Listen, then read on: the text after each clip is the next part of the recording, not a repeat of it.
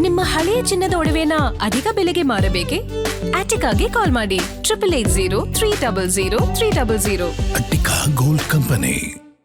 ಇವತ್ತು ಬೆಳಿಗ್ಗೆ 7:30 ಸಮಯಕ್ಕೆ ನನ್ನ ಒಂದು ನೆಲಮಂಗಲ ಟೌನ್ ಸ್ಟೇಷನ್ ವ್ಯಾಪ್ತಿಲಿ ನಮ್ಮ ಪುನೀತ್ ಮತ್ತು ಸಿದ್ದರಾಜು ಅಂತ ಹೇಳಿ ಪುನೀತ್ ಅವರು ಮಗ್ಗದಲ್ಲಿ ಕೆಲಸ ಮಾಡ್ತಾರೆ. ಕೈಮಗ್ಗದಲ್ಲಿ ನಮ್ಮ ಸೀರೆ ಎಣೆಯೋ ಮಗ್ಗದಲ್ಲಿ ಕೆಲಸ ಮಾಡ್ತಾರೆ. ಆ ಮಗ್ಗದಲ್ಲಿ ಕೆಲಸ ಮಾಡ್ತಾ ಇರಬೇಕಾದ್ರೆ ಆಚೆಗಡೆ ಬಂದು ನೋಡಿದಾಗ ಅಲ್ಲಿ ಒಬ್ಬ ವ್ಯಕ್ತಿ, ಆತನನ್ನು ವಿಚಾರಿಸಿದಾಗ ನಿಜಾಮುದ್ದೀನ್ ಅಂತ ಹೇಳಿ, ನಿಜಾಮುದ್ದೀನ್ ಅನ್ನೋ ಒಬ್ಬ ವ್ಯಕ್ತಿ ಒಂದು ಗೋವು ಹಿಂದೂಗಳ ಧಾರ್ಮಿಕ ಮತ್ತು ಪೂಜನೀಯವಾಗಿ ನಾವೇನು ಪೂಜೆ ಮಾಡ್ತೀವಿ ಆ ಧಾರ್ಮಿಕ ಭಾವನೆಗೆ ಘಾಸಿಗೊಳಿಸೋ ಉದ್ದೇಶಪೂರ್ವಕವಾಗಿ ನಗ್ನವಾಗಿ ಬೆತ್ತಲೆಯಾಗಿ ನಿಂತ್ಕೊಂಡು ಸಾರ್ವಜನಿಕವಾಗಿ ಎಲ್ಲ ಹೆಣ್ಣುಮಕ್ಕಳು ನೋಡುವಾಗ ಅವ್ರ ಮುಂದೆನೆ ಆ ಹಸುವಿನ ಜೊತೆ ಲೈಂಗಿಕವಾಗಿ ಕೃತ್ಯ ನಡೆಸ್ತಿದ್ದಾನೆ ಅಂತ ಅಂದರೆ ಎಲ್ಲಿಗೆ ಬಂದು ನಿಂತಿದೆ?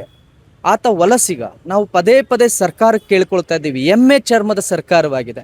ನಾವು ಕೇಳ್ತಾನೆ ಇದ್ದೀವಿ, ವಲಸಿಗರ ವಿರುದ್ಧ ಶಿಸ್ತು ಕ್ರಮ ಜರುಗಿಸಿ. ಇವತ್ತು ನೆಲಮಂಗಲ ವ್ಯಾಪ್ತಿಯಲ್ಲಿ ಅನೇಕ ವಲಸಿಗರು ಬಂದು ಸೇರಿಕೊಂಡಿದ್ದಾರೆ. ಈ ಅಕ್ರಮ ವಲಸಿಗರಿಗೆ ನೀವು ಯಾವತ್ತೂ ಇವರಿಗೊಂದು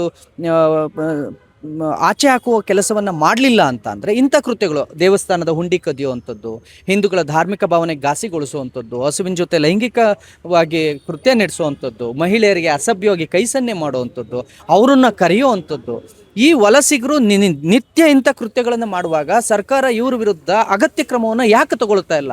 ಯಾಕೆ ವಲಸಿಗರು ಶೆಡ್ ಹಾಕ್ಕೊಂಡಿರೋಕೆ ಬಿಡ್ತಿದ್ದಾರೆ? ಇವರೆಲ್ಲ ಯಾರು? ನಿಜಾಮುದ್ದೀನ್ ಎಲ್ಲಿಂದ ಬಂದ?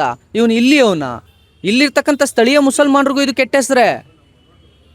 ಯಾರು ಸ್ಥಳೀಯ ಮುಸಲ್ಮಾನರು ಅಕ್ರಮ ವಲಸಿಗರಿಗೆ ನೀವು ಸಾಥ್ ಕೊಟ್ಟು ಅವ್ರನ್ನ ಜೊತೆಗೆ ಶೆಡ್ ಹಾಕ್ಕೊಂಡು ಇಟ್ಕೊಳ್ತಾ ಇದ್ದೀರೋ, ನಿಮಗೂ ಇದು ಕೆಟ್ಟ ಹೆಸರೇ. ಈಗ ಆತ ಮಾಡಿದ್ದು ಇಡೀ ಸಮುದಾಯಕ್ಕೆ ಹತ್ತುತ್ತೆ.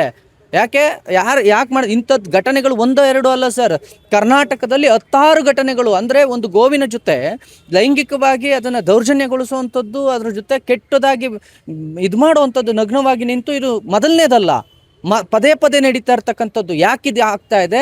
ಇದು ಹಿಂದೂಗಳು ಶಾಂತವಾಗಿ ಕುಳಿತುಕೊಂಡು ಪ್ರತಿ ಬಾರಿ ನಾವು ಇಲ್ಲಿ ಬಂದು ಕುತ್ಕೊಂಡು ಇಲ್ಲಿ ಠಾಣೆಗೆ ಬಂದು ಒಂದು FIR ಮಾಡಿಸೋದು, ದೂರು ಕೊಡೋದು, ಹೋಗೋದು ಮಾಡ್ತಿದ್ದೀವಿ ಅಂತನಾ? ಹಿಂದೂ ಸಮಾಜ ಕೆರಳಿದ್ರೆ ಅವಾಗ ಇದಕ್ಕೆ ನೀವು ಕೋಮು ದ್ವೇಷ ಅದು ಇದು ಅಂತ ಹೇಳೋದ್ರ ಬದಲಾಗಿ ಇವಾಗ ನಮ್ಮ ಏನು ಭಾವನೆ ಇತ್ತು ಆ ಭಾವನೆಗೆ ಘಾಸಿಯಾಗಿದೆ. ಕೂಡಲೇ ಇದನ್ನು ಗೃಹ ಮಂತ್ರಿಗಳಿಗೆ ನಾನು ಮತ್ತೆ ಕೇಳ್ಕೊಳ್ತಾ ಇದ್ದೀನಿ, ಕರ್ನಾಟಕದಲ್ಲಿ ವಲಸಿಗರ ವಿರುದ್ಧ ನೀವು ಶಿಸ್ತು ಕ್ರಮವನ್ನು ತಗೊಳ್ಳಿಲ್ಲ ಅಂತ ಅಂದರೆ ಇಂಥ ಘಟನೆಗಳು ಮತ್ತೆ ಮತ್ತೆ ಮರುಕಳಿಸ್ತವೆ. ಆಮೇಲೆ ಹಿಂದೂ ಮುಸ್ಲಿಂ ಗಲಾಟೆ ಆಯಿತು ಹಾಗೆ ಹೀಗೆ ಅಂತ ಹೇಳಬೇಡಿ. ನಾವು ನಿಜಾಮುದ್ದೀನನ್ನು ಮುಸ್ಲಿಮನ್ನು ಮಾತ್ರ ಹೇಳ್ತಾ ಇಲ್ಲ, ಆತ ಒಬ್ಬ ವಲಸಿಗ. ಇಲ್ಲಿರ್ತಕ್ಕಂಥ ಸ್ಥಳೀಯ ಮುಸಲ್ಮಾನರು ವಲಸಿಗರನ್ನು ಇಲ್ಲಿಂದ ಮೊದಲು ಆಚೆಗೆ ಹಾಕುವಂಥ ಕೆಲಸ ಮಾಡಿ, ಆಮೇಲೆ ಸೌಹಾರ್ದತೆಯ ಪಾಠವನ್ನು ಮಾಡಿ. ಎಲ್ಲಿಂದ ನಾವು ಬಂದವರು ಈ ರೀತಿ ಮಾಡ್ತಾನೆ ಇರ್ತಾರೆ, ನಮ್ಮ ಪವಿತ್ರ ಗೋಮಾತೆಯ ಜೊತೆಗೆ ಆ ರೀತಿಯಾಗಿ ಕೆಲಸವನ್ನು ಮಾಡ್ತಾ ಇದ್ದಾನೆ ಒಬ್ಬ ಅಂದಾಗ ನೀವೆಲ್ಲರೂ ಕೂಡ ಅದಕ್ಕೆ ಆತನ ವಿರುದ್ಧ ಏನು ಕ್ರಮ ಜರುಗಿಸ್ಬೇಕು ಅದು ನೀವು ಜರುಗಿಸ್ಬೇಕು. ಮತ್ತು ನಾನು ಸರ್ಕಾರದಲ್ಲಿ ಮತ್ತು ಪೊಲೀಸ್ ಇಲಾಖೆಯಲ್ಲಿ ಕೇಳ್ತಾ ಇದ್ದೀನಿ, ಆತನನ್ನು ಸರಿಯಾಗಿ ಕಾನೂನು ಕ್ರಮವನ್ನು ಆತನ ವಿರುದ್ಧ ಜರುಗಿಸಬೇಕು ಅಂತ ಕೇಳ್ತಾ ನಾವು ಇವತ್ತು ಇಡೀ ನೆಲಮಂಗಲ ಬಜರಂಗ ದಳ ಮತ್ತು ಶ್ರೀರಾಮ್ ಸೇನೆ ಎಲ್ಲರೂ ಕೂಡ ಮತ್ತು BJPಯ ನಾಯಕರು ಕೂಡ ಇಲ್ಲಿದ್ದಾರೆ. ಎಲ್ಲರೂ ಸೇರಿ ಇವತ್ತು ನಾವಿಲ್ಲಿ ಠಾಣೆಯಲ್ಲಿ ಮನವಿ ಸಲ್ಲಿಸಿದ್ದೀವಿ. ಆತನನ್ನು ಕೂಡಲೇ ಬಂಧನ ಏನು ಮಾಡಿದ್ದೀರಿ, ಆತನ ವಿರುದ್ಧ ಶಿಸ್ತು ಕ್ರಮ, ಕಾನೂನು ಕ್ರಮವನ್ನು ಜರುಗಿಸಬೇಕು. ಮಹಿಳೆಯರ ಜೊತೆ ಅಸಭ್ಯವಾಗಿ ವರ್ತಿಸಿದ್ದಾನೆ. ಗೋವಿನ ಜೊತೆ ವಿಡಿಯೋ ಇದೆ, ಅದನ್ನು ನೀವು ನೋಡಬಾರ್ದು. ನಮಗೆ ನಿಜಕ್ಕೂ ಹೇಳ್ತೀನಿ, ನಮ್ಮ ಭಾವನೆಗಳಿಗೆ ನಿಜಕ್ಕೂ ಈ ಸರ್ಕಾರ ಗೌರವ ಕೊಡ್ತಾ ಇಲ್ಲ. ಈ ಸರ್ಕಾರ ಗೌರವ ಕೊಡ್ತಾ ಇಲ್ಲ. ನಾನು ಮತ್ತೆ ಹೇಳ್ತಾ ಇದ್ದೇನೆ, ಇದು ಕೊನೆ ಆಗಬೇಕು. ಇದಕ್ಕೊಂದು ಅಂತ್ಯ ನೀವು ಮಾಡಬೇಕು. ಅಕಸ್ಮಾತ್ ನಿಮ್ಮ ಕೈಲಿ ಆಗಲಿಲ್ಲ ಅಂದರೆ ಹಿಂದೂಗಳೇ ಅದಕ್ಕೆ ಅಂತ್ಯವನ್ನು ಬರಿಬೇಕಾದಂಥ ಕಾಲ ಬರುತ್ತೆ. ಯಾರು ಕುಟುಂಬಸ್ಥರು? ಅವ್ನು ಎಲ್ಲಿ ಅವನು ಅಂತ ನಮಗೆ ಗೊತ್ತಾಗಿಲ್ಲ. ಹಾಗಾದ್ರೆ ಯಾರೋ ಕುಟುಂಬಸ್ಥರು ಫೋನ್ ಮಾಡ್ತಾರೆ ಅನ್ನೋದಾದ್ರೆ ಯಾರವರು, ಅವನು ಎಲ್ಲಿರೋದು ಏನು ಅಂತ ಇನ್ನು ಪೊಲೀಸ್ನವ್ರಿಗೆ ಗೊತ್ತಾಗದೇ ಇದ್ದಾಗ ಅದನ್ನೇ ಹೇಳೋದು. ಅವನು ಮಾನಸಿಕ ಅಸ್ವಸ್ಥ ಅನ್ನೋ ಲೇಬಲ್ ಹಾಕೋದನ್ನ ಮಾಡಿದ್ರೆ ಈ ಬಾರಿ ಇಡೀ ನೆಲಮಂಗಲ ಬಂದ್ಗೆ ಕರೆ ಕೊಡಬೇಕಾಗತ್ತೆ. ಮಾನಸಿಕ ಅಸ್ವಸ್ಥ ಅನ್ನೋ ಲೇಬಲನ್ನು ಅವನ ಮೇಲೆ ಹಾಕಬೇಡಿ, ಅಥವಾ ಯಾವುದೋ ಮಾದಕ ವ್ಯಸನಿ ಅನ್ನೋ ಲೇಬಲ್ನ ಹಾಕಬೇಡಿ. ಮಾದಕ ವ್ಯಸನಿ ಮಾಡಿ ಮಾನಸಿಕ ಅಸ್ವಸ್ಥ ಬಂದು ಹೆಣ್ಣು ಮಕ್ಕಳನ್ನ ನಾಳೆ ಯಾವುದೋ ಏನೋ ಒಂದು ಕೃತ್ಯ ನಡೆದ್ರೆ ಅದಕ್ಕೂ ಮಾನಸಿಕ ಅಸ್ವಸ್ಥ ಅನ್ನೋ ಲೇಬಲ್ ಹಾಕ್ಲಿಕ್ಕಾಗತ್ತಾ?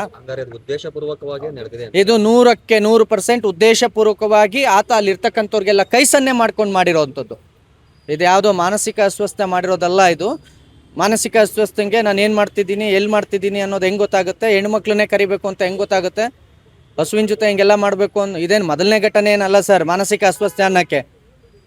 ಯಾರೋ ಹೇಳ್ತಿದ್ರು ಅನಕ್ಷರಸ್ಥರು ಅಂತ, ಈಗ ಇನ್ನೊಬ್ಬ ಬಂದ್ಬಿಟ್ಟು ಮಾನಸಿಕ ಅಸ್ವಸ್ಥರು. ಇವೆಲ್ಲ ನಮಗೆ ಕಥೆ ಕಟ್ಟೋದು ಬೇಡ. ಯಾರು ಅನಕ್ಷರಸ್ಥರು ಅಲ್ಲ, ಯಾರು ಇವರು ಅಲ್ಲ, ಮಾನಸಿಕ ಅಸ್ವಸ್ಥರು ಅಲ್ಲ, ಎಲ್ಲ ತಿಳಿದೇ ಮಾಡೋದು, ಉದ್ದೇಶಪೂರ್ವಕವಾಗೇ ಮಾಡೋದು. ಈಗ ಅಕ್ಕಪಕ್ಕ ಮನೆಯವರು ಹೆಣ್ಮಕ್ಳ ಹತ್ರ ಕೈ ಸನ್ನೆ ಮಾಡಿ ಉದ್ಯೋಗ ನೆಟ್ಕೊಂಡಿದ್ದಾರೆ, ಅವ್ರು ಯಾರಾದರೂ ಬಂದು ಕಂಪ್ಲೇಂಟ್ ಕೊಟ್ಟಿದ್ದಾರೆ? ಹೇಳಿದ್ದೀವಿ, ಅದು ಕೂಡ ನಡೀತಾ ಇದೆ. ಯಾರ ಬಗ್ಗೆಯೂ ಕೂಡ ದೂರು ಆದಾಗ ನಾವು ಅದನ್ನು ಅವರ ಘನತೆಗೆ ಮತ್ತು ಗೌರವಕ್ಕೆ ಧಕ್ಕೆ ಬರಬಾರ್ದು. ಹಾಗಾಗಿ ನಾವು ಯಾರ ಬಗ್ಗೆಯೂ ಅದನ್ನು ಹೇಳುವಂತಿಲ್ಲ. ಯಾರೇನಿದ್ದಾರೆ ಎಲ್ಲವೂ FIR ಆಗ್ತಾಯಿದೆ. ಅವರೆಲ್ಲರೂ ಕೂಡ ಪೊಲೀಸ್ ಸ್ಟೇಷನ್ನಲ್ಲಿ ಸಾಕ್ಷಿ ನುಡಿತಾರೆ.